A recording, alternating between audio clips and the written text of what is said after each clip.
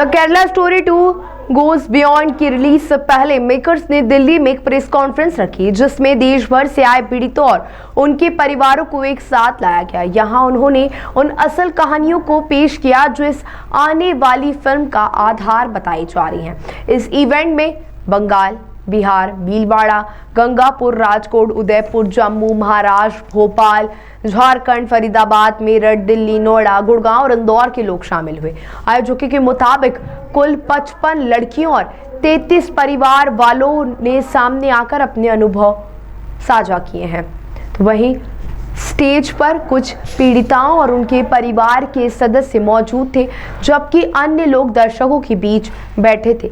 इस press conference में film की टीम भी शामिल थी, जिसमें प्रोड्यूसर विपुल अमृतलाल शाह, डायरेक्टर कामाख्या नारायण सिंह, को प्रोड्यूसर आशीन ए शाह के साथ फिल्म की लीड कास्ट उल्का गुप्ता, ऐश्वर्या ओझा और अदिति भाटिया नजर आए। कुल मिलाकर पीड़ितों और उनके परिवारों के साथ मेकर्स और कास्ट के 6 सदस्य वहां मौजूद थे। वहीं इस सभा को सर्वाइवर्स की उन लड़कियों के परिवारों को एक मिला जुला समूह बताया गया जिनकी कथित तौर पर मृत्यु हो चुकी है। कई लोगों ने मीडिया से बात की, अपनी आप बीती सुनाई और लोगों से इस बारे में जागरूक होने की अपील की। वहीं कामाख्या नारायण सिंह द्वारा निर्देशित यह फिल्म, जिसे कन्नड़, तेलुगु भाषाओं में भी रिलीज किया जाएगा, 3 हिंदू लड़कियों उल्का गुप्ता, अदिति भाटिया और ऐश्वर्या ओझा की झकझोर कर देने वाली कहानी को सामने लाती है। पे देखा था सैटेलाइट फोन, जो हम आम आदमी नहीं देखते हैं, जो हमने मूवीज में देखा था। वो रात में वो फोन निकालता था, कई फोन, कई सिम्स चेंज कर करके अलग अलग देश के उसके पैसे आते थे कैश। जब बेल बजता था, पैसे का बैग भरा हुआ आता था। ये एक आम लोग नहीं है जो हम सोचते हैं कि नहीं, कोई एक लड़की थी जो प्यार के चक्कर में फंस गई और किसी मुसलमान के घर चली गई या शादी कर लिया।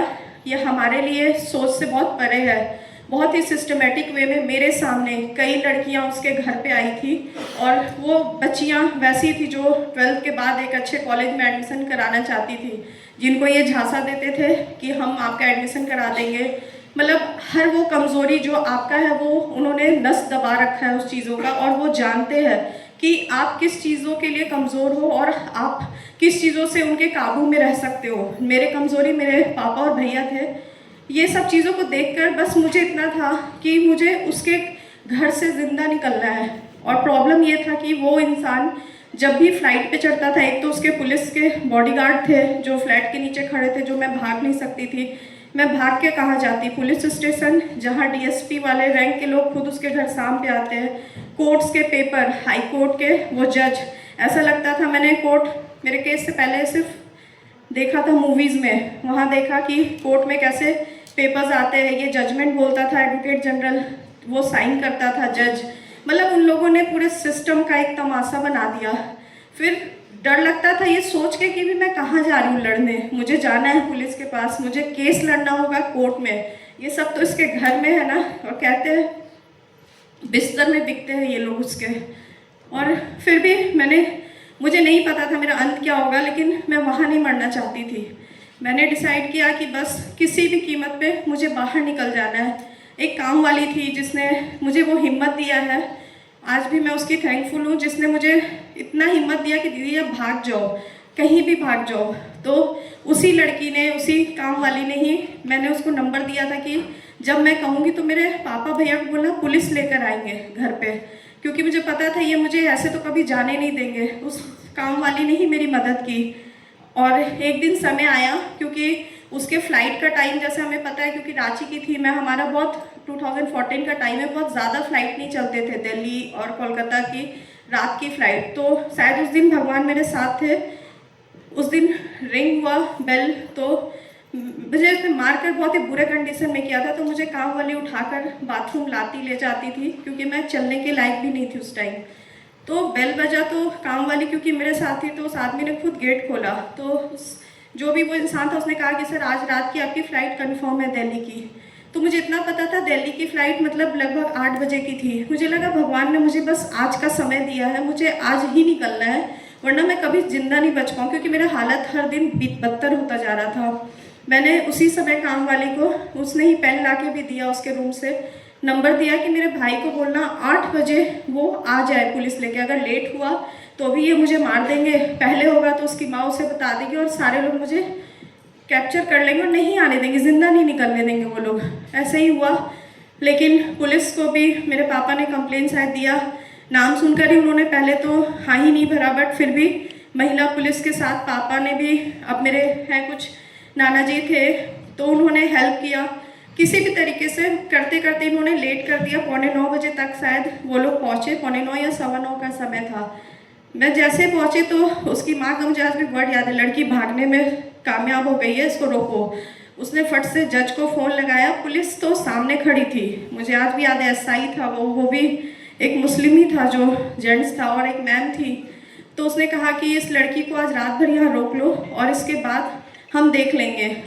और जज का फ़ोन था, क्योंकि वो ऊंचा सुनती थी तो उस फ़ोन का स्पीकर ऑन रहता था, तो सारी बातें सुनाई दे रही थी कि इस लड़की के पति के पास इसको छोड़ना है, इसे नहीं ले जा सकते हो तुम। और वो पुलिस जो मुझे रेस्क्यू करने आया था वो जी साहब कर रहा था, और मैं चौथे तल्ले पे थी उस जगह पे। मुझे समझ नहीं आया, कहते ना इंसान पागल हो जाता है। मेरे पापा भैया थे, मैंने कहा आप मुझे छूना नहीं, दूर रहना, वरना ये लोग आपको फंसा देंगे। वो लोग तो सोच रहे थे मैं पागल ही हो चुकी हूँ, क्योंकि मुझे पता था ना वो क्या कर सकते हैं। तो मैंने लास्टली 1 घंटे चला ये सब कुछ, डीएसपी आ गया, जज पहुँच गए, एडवोकेट जनरल आ गया, वो सारा उनका जो एक ग्रुप था वो पहुँच गया। उन्होंने कहा ये लड़की यहाँ से नहीं जाएगी, और वो पुलिस, वो जो हमारे रक्षक थे वो मुझे छोड़ के जा रहे थे। लास्ट में मैंने सोचा वो तो मुझे मार ही देंगे आज वैसे भी, मैंने बोला मैम मैं यहाँ से कूद जाऊँगी, क्योंकि ये मुझे ज़िंदा नहीं छोड़ेंगे, इनको पता चल चुका है। मुझे आज भी याद है, कुछ हैं लोग जो सच में अपनी ड्यूटी करते हैं। वो एसआई मैम ने कहा कि इस लड़की को मैं यहाँ अकेला छोड़ के नहीं जाऊँगी। उन्होंने देखा मेरा हाल क्या था, और उन्होंने कहा कि मैं इसको पुलिस के अपने लॉकअप में रखूँगी, लेकिन मैं इसको ना यहाँ छोड़ूंगी ना उसके मायके में छोड़ूंगी। वो एक पल था जहाँ मैं उस अंधेरे से बाहर निकली थी। मुझे नहीं पता था मेरा अगला दिन क्या होने वाला है। सब ने पावर लगा लिया कि तुम रोक लो, फिर एसआई ने साथ दिया मेरा, मैं वहाँ से बाहर निकली, मुझे पुलिस अपने साथ ले गई। कंडीशन इतनी ख़राब थी कि वो लॉकअप तो कहाँ ही ले जाती, मुझे सदर अस्पताल ले जाया गया, वहाँ रेफ़र किया गया रिम्स में। हमारी लड़कियां कहाँ कमज़ोर होती है, तो इन्होंने गणपति पे अपना नाम बदल के मुझे इंस्टा पे ढूंढा, लड़के ने मुझसे फ्रेंडशिप करने की कोशिश की। फिर मतलब यू कैन से ये 1-1.5 महीना ही सिलसिला मेरे साथ चला फ्रेंडशिप के बारे में। देन ही नोज़ कि मेरी फैमिली आउट ऑफ मुंबई है and I was not well, तो वो मेरे घर पे बिरयानी लेके आया। उसने बिरयानी में यू कैन से कुछ मिला के खिलाना, एंड फिर मैं अनकॉन्शियस हो गई। एंड उसके बाद उसने जो मेरे साथ किया, एंड मेरे वीडियोस बना के वायरल करने की धमकी देना, एंड जब ये सब चीज़ें चलता रहा, 4-5 महीने तक चलता रहा। फिर ये मुझे माहिम दरगाह इन मुंबई, जहाँ पे ये कन्वर्जन बहुत ज़्यादा होता है हिंदू लड़कियों का, कि माहिम दरगाह ले जा कर के हिंदू लड़कियों को कन्वर्ट किया जाता है। सो वो मुझे वहाँ लेके गया, बुर्खा पहनने के लिए फोर्स किया, पानी कुछ मौलाना से पानी लेके पीने के लिए। एंड जब मैंने वो सब चीज़ों को डिनाई किया तो उसकी फैमिली और उन्होंने मुझे मारा। And during that situation I was pregnant of 2 months. So उसकी फैमिली ने मुझे ज़बरदस्ती गोली खिला के मेरा अबॉर्शन करवाया। एंड जब भी ये सब चीज़ें पता चली, मैं मेरे नियर बाय पुलिस स्टेशन में भी गई थी, तो उन्होंने कहा था अभी तुम तो बालिक को छोड़ो, जाने दो। फिर उस टाइम पे कुछ नहीं किया। मार्च में इसकी फैमिली ने मुझे बुलाया मिलने के लिए, एंड पूरी फैमिली ने मिलके, भाई, उसके जीजा, सब ने मिलके मेरा रेप किया। प्लस मुझे मतलब मेरे सर से बाल निकाल दिया गया था, जो कि Kamakhya sir was known like that, कि मुझे किस तरीके से उन्होंने किया था कि मैं समाज में मुँह भी नहीं दिखा पा रही थी कि मार्च में मेरा होली के दिन मेरा बाल निकाला गया। एक लड़की का कुछ हो ना हो, लेकिन बाल उसका सब कुछ होता था। एंड मैंने उस टाइम पे वो गवाया। और जब मैंने मेरी फैमिली से एक्सपेक्ट किया था, तो मेरी फैमिली का ये सवाल था कि तूने प्यार किया, तू झेल। बट उस टाइम पे फैमिली ने सपोर्ट नहीं किया, but my friends supported me. फिर भी मैं पुलिस स्टेशन भागी 1 मंथ के लिए कि मुझे FIR लॉन्च करना है। पुलिस वालों का ये कहना है ये सब कुछ नहीं होता, कॉमन है।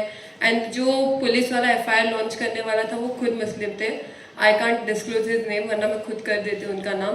उन्होंने खुद ने मुझे क्या बोला, राशि जाने दो, छोड़ दो ये सब मैटर, तुम अपनी ज़िंदगी स्टार्टअप करो। सेकेंडली जब ये सब सीन ख़त्म हुआ, अप्रैल में लड़के ने मुझे फिर मिला, एंड फिर उसकी पूरी फैमिली ने मेरा रेप किया। दैट टाइम मैंने अपने यहाँ के एमएलए को कोऑर्डिनेट किया, सब कुछ किया, एफआईआर लॉन्च किया, बट उस दिन भी एफआईआर नहीं हुआ। उसके सेकेंड डे एफआईआर हुआ। एफआईआर होने के बाद भी पूरी फैमिली को दूसरे पुलिस वालों ने रेस्क्यू किया, बस एक विक्टिम को एक्सेप्ट किया। और उसके बाद 1-1.5 महीने तक सिर्फ मुझे धमकी मिलती रही। बाद में 1-1.5 महीने के बाद मिलने के बाद आज, जैसे मैम ने कहा कि उनको सपोर्ट करने के लिए जज होते हैं, एक जज ने मुझे सपोर्ट किया और एक जज ने उसके को सपोर्ट किया। एक जज ने फैमिली को बेल नहीं दिया, एक जज ने लड़के को बेल दिया। जब लड़के को बेल मिल जाता है तो कुछ कह ही नहीं सकते हम कि फैमिली को भी बेल मिलना पॉसिबल हो जाता है। आज मैं यहाँ पर हूँ, मेरे जैसी जितनी लड़कियाँ, पता नहीं और कितनी लड़कियाँ होगी, मैं आप सभी से रिक्वेस्ट करती हूँ कि प्लीज़ प्लीज़ प्लीज़ इस चीज़ों को इतना वो करिए ताकि हम जैसी लड़कियाँ सेफ हो सके।